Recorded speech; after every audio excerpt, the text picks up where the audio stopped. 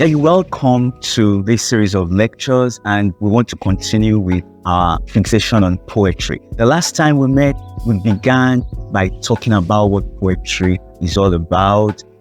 We attempted to look at its functionality with society, the fact that it has its own peculiar distinction, when compared with the other genres. And then we began to talk about how to actually approach poetry, especially looking at the properties, some known properties that poetry entails.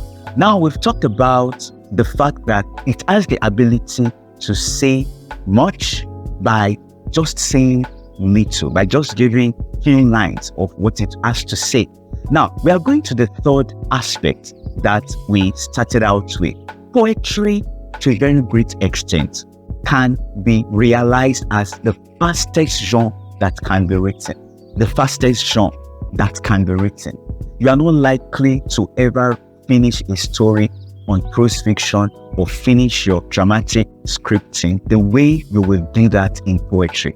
You can write a poem within 10 seconds if you have the language. Poetry can start from a phrase into a clause, into a sentence, into several lines, into a discourse. It's the fastest kind of genre that can be written. I am aware that during very serious moments in nation states, like, there is a revolution going on, or there is genocide, happening in a particular place, there is turmoil in a society, whatever might be happening in a society, it's possible for a poet to write within that conflict and then escape. You can't do that with prose fiction. For example, somebody can just pen down as he or she observes an occurrence going on. The person might say, so for example, today it seems everything about the sun is becoming strange. The moon is as well something brighter than today. Thank you. And it runs away.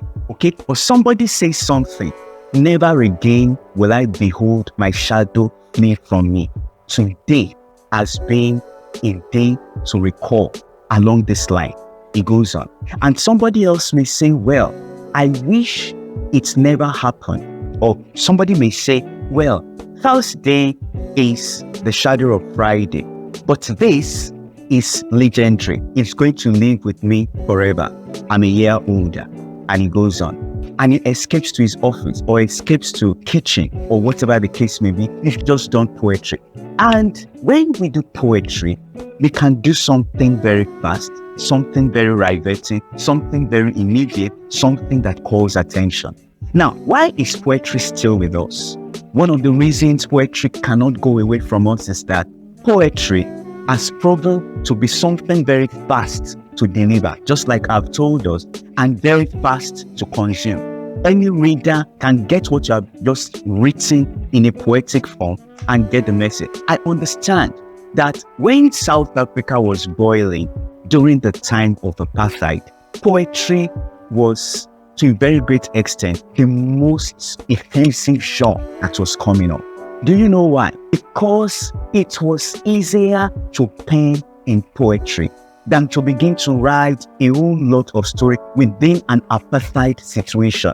It was possible for people to regurgitate, to talk about their pains, to deliver all they had to do on paper with poetry than any other genre. Now, let's go on with this kind of characteristic. We've talked about the fact that it's a fast kind of genre that can be written. Let's pick another idea. Poetry has often proven to be therapeutic. Of the genres of literature that we know, within the experience of the writer and the experience of the consumer, we can talk about the palliative essence and the therapeutic essence of poetry. People have read poetry and have had situations where stress goes up. And at the same time, people have read poetry in such a way that they get an almost immediate balance within their own context, their emotional context. And at the same time, poetry can be used to assault. The fast form of assault can be poetry. All you need to be is to be sarcastic with few lines and it's all over. I once read a particular imaginative letter. I imagined somebody, I'm talking about somebody you don't want to meet because of his kind of character. But then what mattered to me was the language, unusual use of language in putting up a poem to somebody that had offended him, somebody as close to him as a cousin, but they were living together. And this man or this youth within that space understood that the cousin had just gone out and he was also planning to go out, but in his own case, forever from that apartment. And then he pens about 2 stanzas of poem to his cousin that will soon be back. But guess how he writes? These lines were supposed to be a letter, but I felt you were too ignoble for mine. This is my parting word to you. I'll never see you again. Die soon. And then he writes his name. It can injure. Poetry can injure. It can be a fast way to inject an emotional presence within somebody. But I'm more interested in the therapy, and that's what the world needs. Your poems can be such that they can heal. And healing doesn't necessarily have to be like candy or like sweet or like sugar. It can also come through some kind of surgery. You can decide to write something satirical, something that can be very, very confrontational, that will heal a particular wrong, development within a state, within a community, within a family, within a particular movement. You can write such a poem.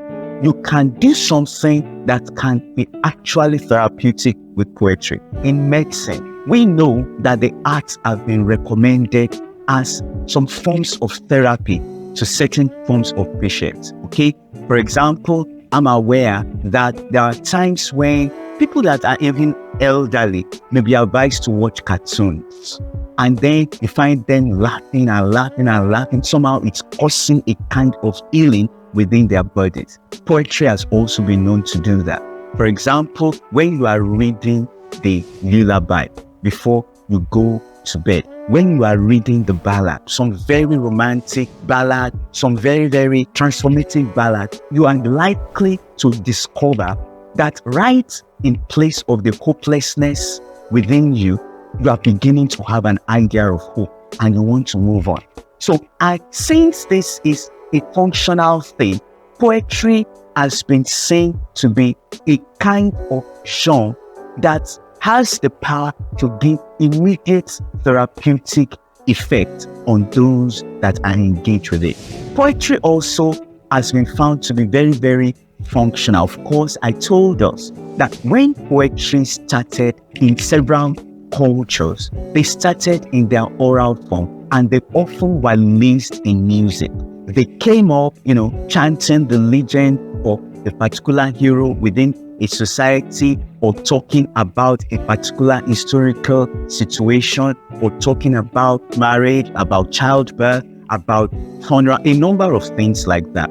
In oral times, in many cases, poetry was even realized in musical forms. You discover that in the rendition of the very words of poetry, there is actual music doing it, just like we hear about lyrics in music today. Poetry was actually laced within music. And then that has survived till today. Have you observed that many of our songs that we sing are poetic? The national anthems of several nations, the work songs of a number of professions, the signature tunes of a number of brands, they have such lyrics that are poetic within them. You'll also discover that poetry has been at the forefront of, a number of things that launch people into great heights. For instance, I know that a number of professions in those days of oral times had their poetry. You had the poetry of fishermen, the poetry of hunters, the poetry of weavers. You had the poetry of a number of people, farmers, and so on and so forth, bringing things in there for everybody to enjoy society in the production of language. We can also say that poetry has been a whole lot of what has been incorporated within brands, within advertisements, when you go out any day and look at billboards that inscribe some things about the brand that is being, advertised, check the language. You are likely going to discover a whole lot of poetry within that language. For example, you may find that within a particular brand, you are seeing a kind of change in pattern of what you are being used to within a line that literally surprises you. Okay, you might find something like a trial will convict you. A trial will convince you is normally what you find. But when you say a trial will convict you, it's probably trying to tell you that you are helpless when you come in line with this particular brand. You have a kind of conviction that will make you continue to like that particular brand. So you discover that poetry has been with humanity for quite a long time. Now, let's begin to go into some nitty-gritties of writing our poems. Number one, we've got to remember some things we said the last time, that if you are attempting any form of creative writing at all, you've got to be much of a prisoner of language, so to speak. You are somebody that is very, very sensitive to language, adept to language, and you want to experiment language. Along that line, you should be somebody that is very observant about what happens within society, and you've got to be able to find the right language for that. You've got to be able to find the right language to produce that. A poet is a special person that observes. The poet has a kind of what I can call, a social and cultural balance that allows them to be very, very sensitive, very, very observant about what is going on within the world they are in. And observance is not just about going out. It's about reading. It's about following a particular trend of an event. It's about even asking questions about things you are not clear about. It's about also trying to represent what will be very, very captivating, discursively true. You can even say socially acceptable or socially impressive, to the extent that even if the norm in the society goes against what you are trying to write, you have the word that can convert people to the reason, the ethics of what you are trying to talk about. So poetry has to do with very sensitive writers that are able to bring the power of conviction within the scale of creative writing. Now, we also ought to know that when we are dealing with poetry, we are dealing with something to a very great extent as well. The evocation of poetry might be the actual evocation of a big emotion, a very powerful emotion. Just like William Wordsworth said, he said, poetry is the spontaneous overflow of deep feeling, something like that. Spontaneous overflow of very deep feeling. But then let me put it to us that is just a particular dimension of poetry. Poetry is something that forgets, something that brings in an unusually emotional attachment to every word you are writing. Every word you are writing. I'm not saying that the other genres are not like that, but in the very production of that particular poem, you are somehow within an emotional scale that allows the power of its delivery. But then, let me surprise you by also saying this, that what William Wordsworth said about poetry being a spontaneous, overflow of very deep feelings, of very powerful feelings, and I think he used the word powerful, of very powerful feelings, is just an aspect of how poetry comes up. But I also dare tell us that beyond that, to write poetry, we've got to be scientific. We have got to be people that premeditate what we want to write. I've often discovered that what Wordsworth said was just on the actual birthing of what you are writing. The flow of that birthing can be changed into something that is brought in by another idea which can change what you are actually putting on paper. And along that line, I can talk about the fact that when you write some very engaging poems, you never really stop at the emotional. You actually dwell to a very great extent more on the scientific, arrangement of words in collocative and coherent terms. I have found situations where a poet that has written just 5 lines will almost forever, cancel a word or the other, a phrase or the other, or an entire line and write something else again. Within that particular thought realm, but beyond the power of what the poet was putting on paper.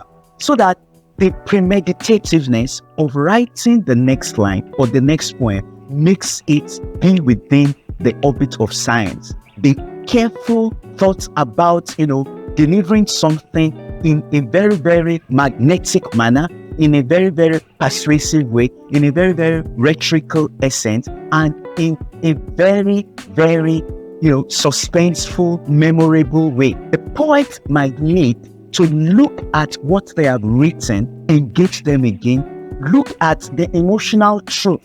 Now, there are several kinds of truth. The factual truth is there, but you want to achieve emotional truth of what you are writing, and you want to also make the fact very coherent. That might change something you had written before. Have you heard people say things like this? They want to say something very powerful. They want to express or describe something, but they begin to tell you things like this. Actually, I don't have the right words to say. I'm looking for the right word to put in.